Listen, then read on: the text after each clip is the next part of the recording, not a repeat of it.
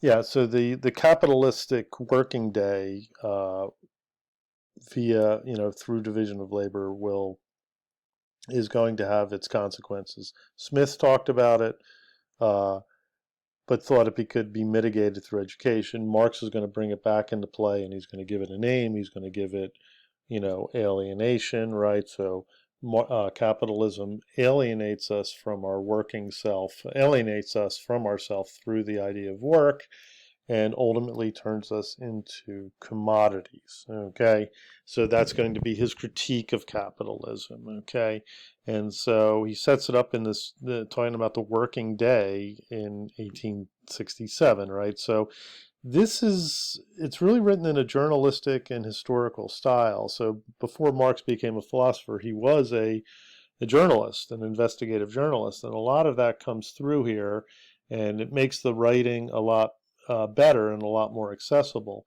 So what he's talking about in this whole chapter is basically the movement to an 8-hour workday. Now, an 8-hour workday is something that we take for granted. An 8-hour workday, which is, I should say, is also something that we say, an adult should do, or someone who is of age, right?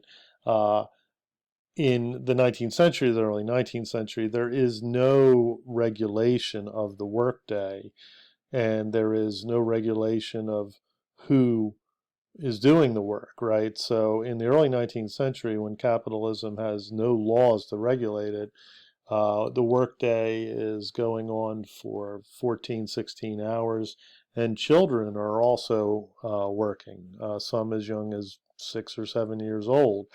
And so, Marx, wants to see this eliminated, right? He wants to see, regulations put in which protect the worker, okay?